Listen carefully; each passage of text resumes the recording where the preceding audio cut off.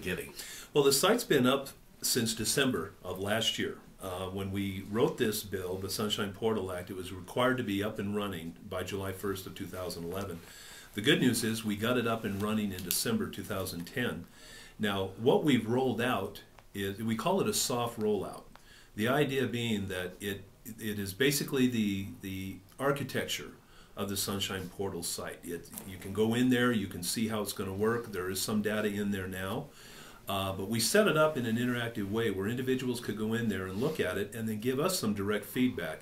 If you go to the home page, you'll notice that there's a place there where you can type in criticisms, suggestions, let us know what we can do to improve it. Because the point I've made in the past is that the creation of this portal is not a static event or a static process.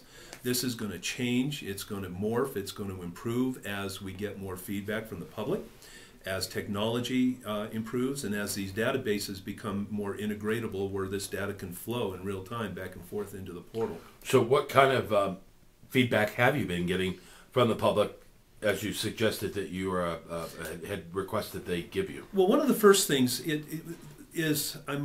we need to do a little more of a tutorial on this thing. You got to remember, if you're in the legislature or you're in the media, you go into something like this, you kind of understand what's going on.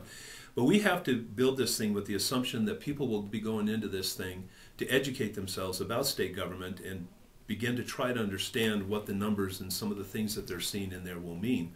So what we hear is we need to build a little more of a tutorial aspect in this. Now, if you go in there, you'll notice on the left side of the screen, anything you're looking at, there's some explanation as to what it is.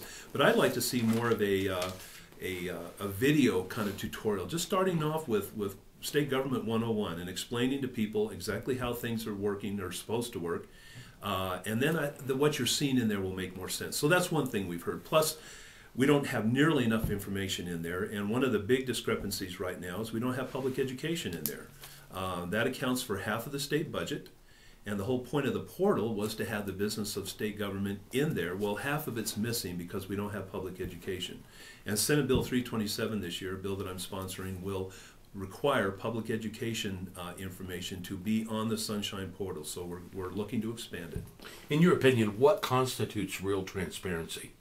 Real transparency is, let me put it this way. We have some folks that are, like for instance, with some of the things that are going on here in the Capitol right now, there's been some pushback on having cameras in committee meetings. There's been some issues about having the floor sessions televised and telecast. One thing that troubles me is a lot of that transparency is conditional, where perhaps committee chairs can shut the process down. Certain meetings are being televised or webcast, others are not. To me, conditional transparency is no transparency at all. So this is public business. We work for the taxpayers in New Mexico. The money we're spending is taxpayer money. Other than things that are proprietary in nature, I can't understand why we just don't open almost everything up that we possibly can.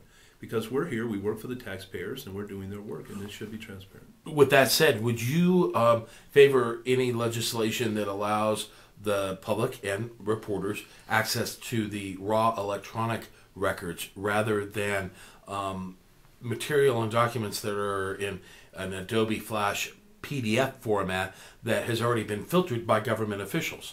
Well, that's a really good point, and yes, I would support that, because what we're trying to do here in the portal is we don't want to just do a data dump and have a lot of raw data in there that won't mean anything to anybody unless you're somebody with those special skills that can take that and get out of it what you want.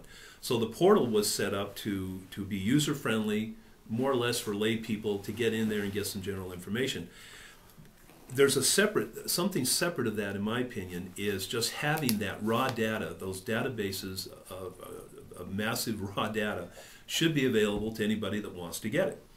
And I don't think that's something that a lot of the lay people out there, citizens would be interested in, but there are folks that are interested in that and have the skills to look at it and get things out of it that they'd want to get. That absolutely should be available. Now, I'm not so sure the Sunshine Portal would be the vehicle to get us there. That's a discussion I want to have, because I'm hearing more and more now. I've had several people come to me and ask about that. And the same thing applies. That is, it's taxpayer dollars. These are agencies and departments that function for the citizens in New Mexico, and there's absolutely no reason that data shouldn't be available to anybody that wants it, as long as we follow the law as far as what, we don't want to be giving out social security numbers, and obviously, but as long as we deal with those issues, anything else should be available to anybody that wants it.